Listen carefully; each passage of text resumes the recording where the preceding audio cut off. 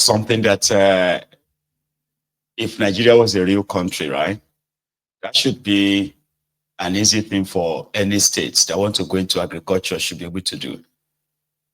I mean, this guy, Bago, in Niger State, he himself, in the last 2 years, has bought over 1,000 of their tractors and so many of those kind of like a farm tools. You know what he did? The guy went on to go and make a deal with the terrorist, right? And what was the deal?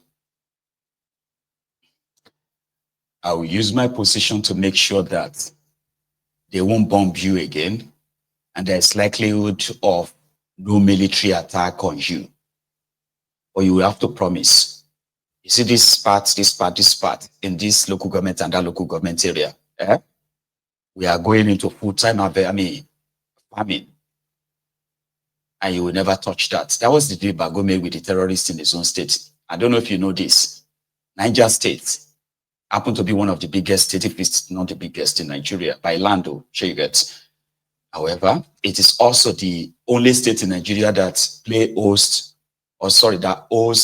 over 7 different kind of terrorists. And when they speak or say something about them, it speaks glowingly of them. I don't know if you have seen that.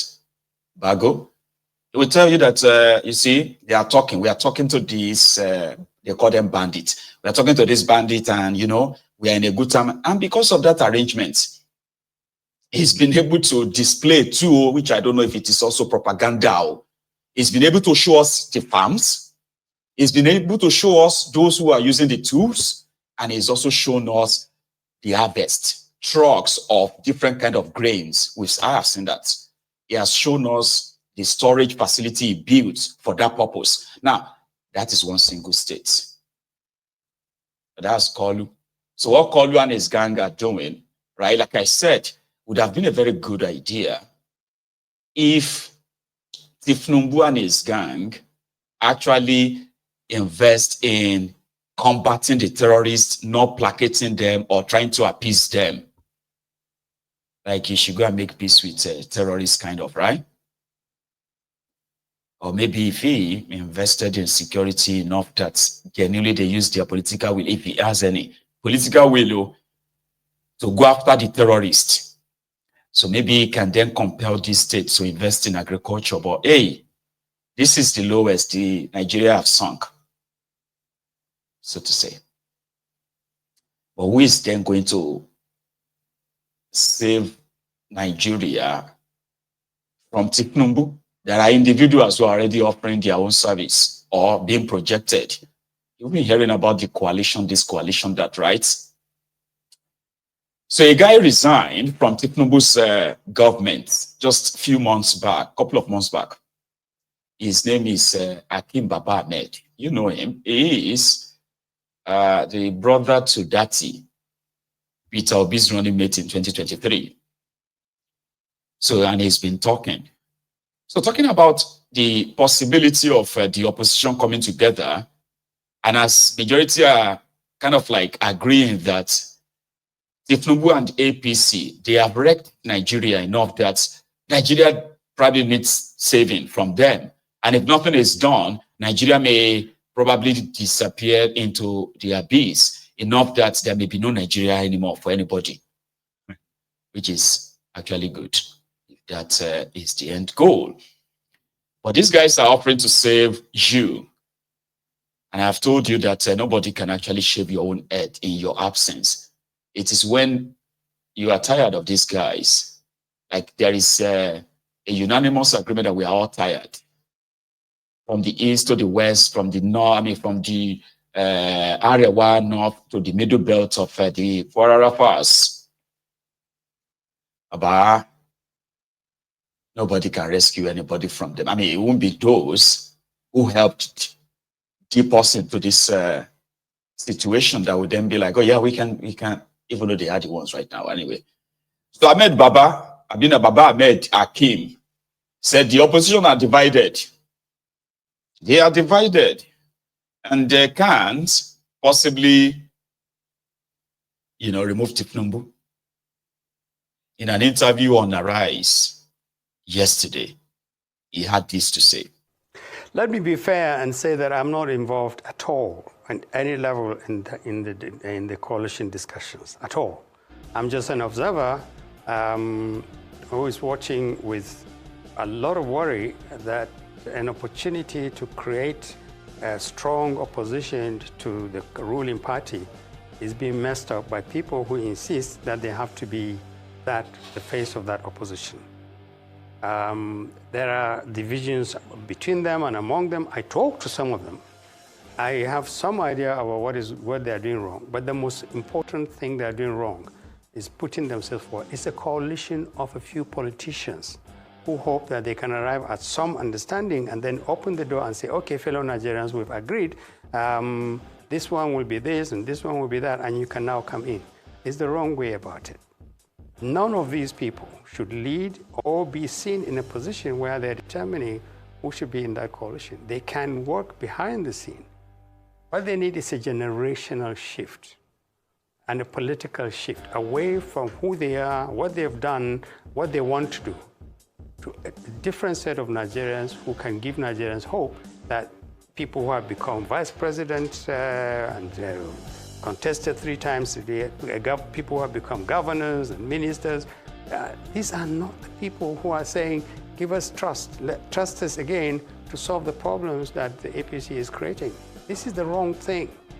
And it's very difficult to convince politicians, but this particular type of politicians, that Nigerians can see through you. They don't have faith that you actually represent a different future from this government. You just want to replace President Tinubu. And if you replace President Tinubu, why aren't you putting forward your ideas yet? So that Nigerians can see, if you give us power, this is what we will do different. If you give us power, this is what will be different. Who are the younger Nigerians who should be in this party? Where is the youth? Where is the energy? Where is the vision? Where is the concern that the violence is destroying this country? Levels of poverty are destroying this country. They are missing the point, and they think politics is about them. It's not. It's about this country and about the people of this country. And there are millions and millions of Nigerians who desperately want to see a change. They don't mind defeating the APC if they see credible Nigerians leading an opposition. But the people who are leading attempts to create an alternative to APC, I'm not sure that they're any better than APC itself. And that is what is the big disappointment. Then the challenge is they don't have the time. They don't have the time to fix all these gaps that they have, and they're not willing to think outside the box and create a real, genuine alternative. And what they are doing is just simply handing over 2027 to President Tinubu. Okay.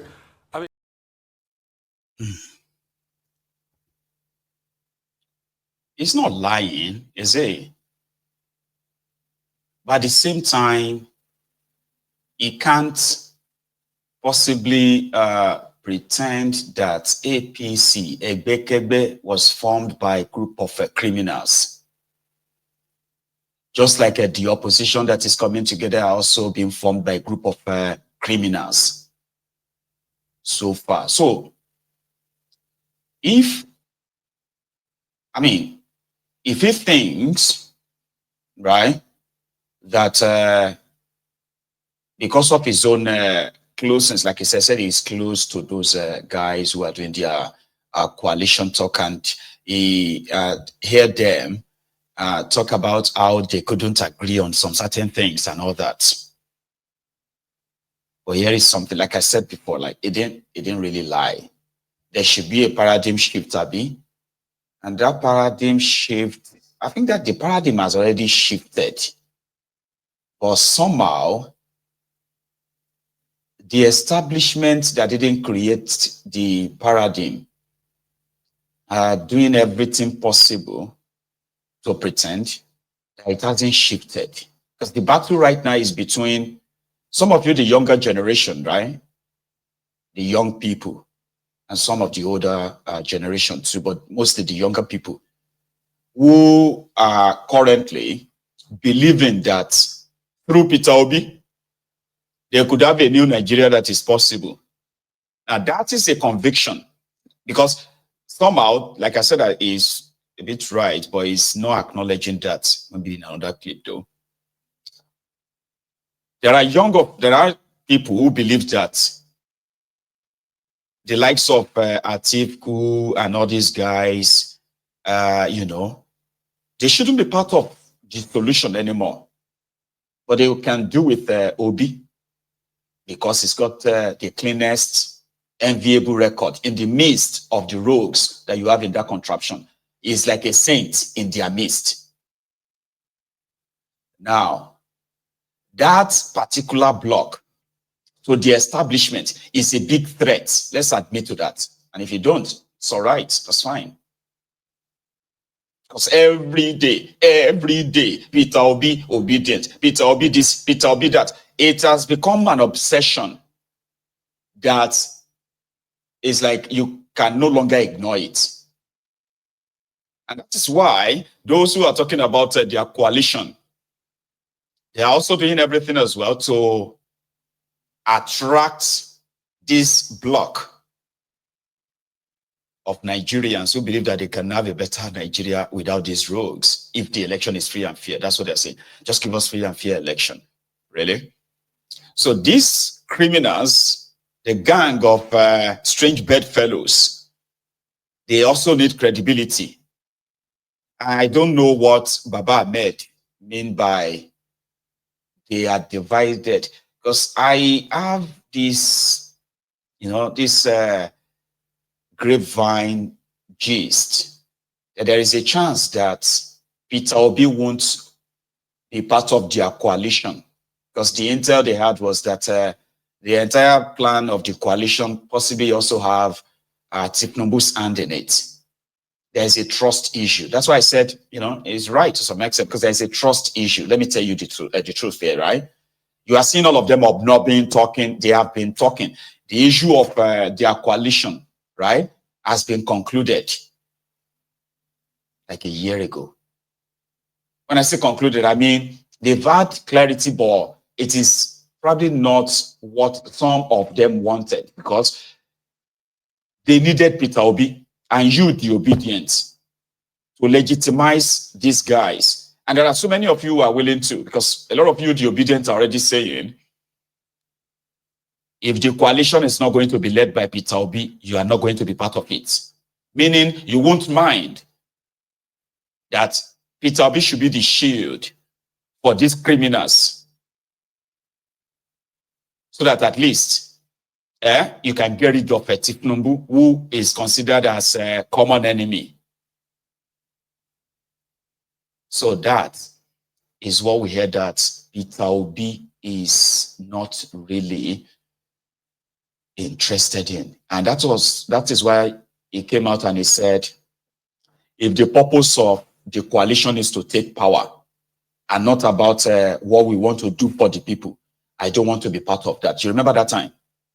I won't be part of any coalition. It's like telling all of them who cares to listen that, yeah, we need to get rid of Tinubu, but others are saying that the attempt is to lure him in, pretend to conduct primary elections, and then Atiku will emerge, of course, or whoever they agree to emerge. And if Peter Obi should leave their coalition then, or whatever party then, right, it will be considered as a desperate person, and you know what I mean, like eventually it will probably won't really pull at the same level it currently pulls, right? So there's so many complexity, conspiracies as well. And listen, all this information, they may not come at once in one package, but you see all these pieces of information, don't ever ignore them. Don't say, oh, that's it. No. Because as they say, 24 hours is a long time in politics, right? And that's why most of their decisions and their actions are constantly unstable. So if Obi goes it alone, it will be considered as somebody who helped Tinubu to survive the onslaught.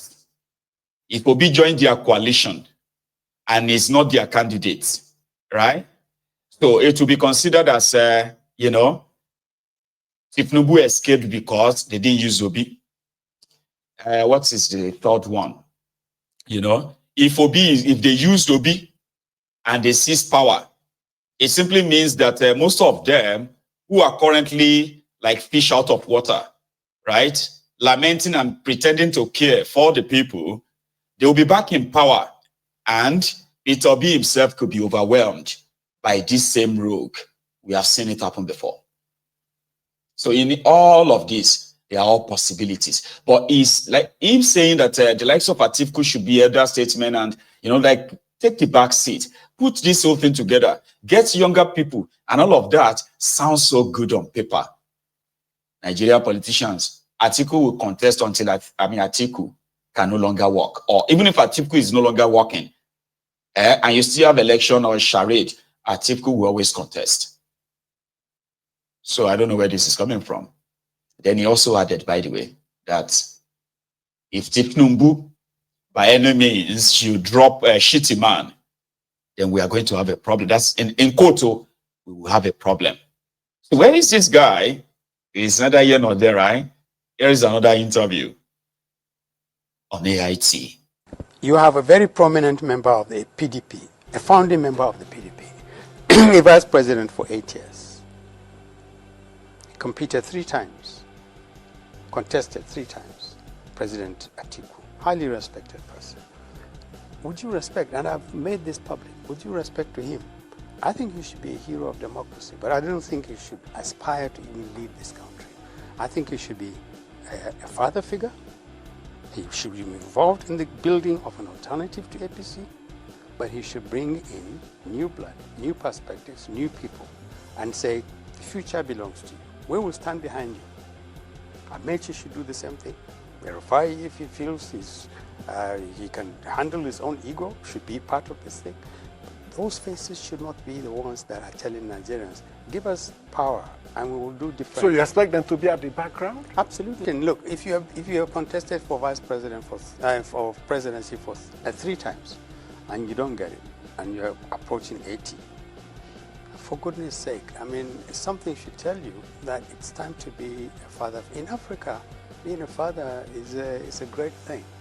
You decide, literally, my gut feeling is, if Atiku would say, I will call it quits as far as aspiring to be president is concerned, but I have a condition. I, maybe in consultation with a few people, will decide a set of people who step in our place. And if I do that, I want you and you and you, the key people involved in this thing, all of us stand down. None of us is going to contest for the presidency. We want younger people, more energetic people, healthier people, not people who have just simply been so exposed to power they can't live outside power. If you give those people power, they're just going to be like President of Tinubu's government. What is going to be the difference? What are they saying to Nigeria? And this is what is missing. Tell us what this whole coalition, today we're this, tomorrow we move here, today. What is this thing about? It's just simply to create an alternative. I think Shitima's problem is that whether we like it or not, he represents the North in this government. The president is Nigeria's president. He's from the southern part of the country. The vice president is the vice president of Nigeria. He's the northern part of the country. So Kashim Shettima is the most senior northerner in this government. If the president is unhappy with the working relationship, he doesn't think Kashim Shettima is pulling his weight, he wants somebody else, that's a different thing. However, if he wants to drop him because he believes that the North represents a real challenge and he has to tinker with faith and geography, then you have a problem. You now jettison the Muslim ticket first. That's a big problem for him because that's what gave him power in the first place. You go around looking for a northern Christian and maybe a minority and say, the Muslims don't like me. So you guys, the northern Christians, line up, you are now my new allies. How many northern Christians do you think would be comfortable with the president who jettisoned a vice president, a Muslim, with whom he won an election? But the pointers appear to be that he thinks that the northern Muslims have turned their backs on him, and it's quite possible he will also turn his back on them. Now that would be a terrible miscalculation. not because the northern Muslims can get him to lose, but because the next thing he has to do, because he needs a huge chunk of the north to come back as president, will be to go to northern Christians and say to them, okay, maybe in 2023 we did the Muslim ticket. I'm sorry you guys were offended, but I became president because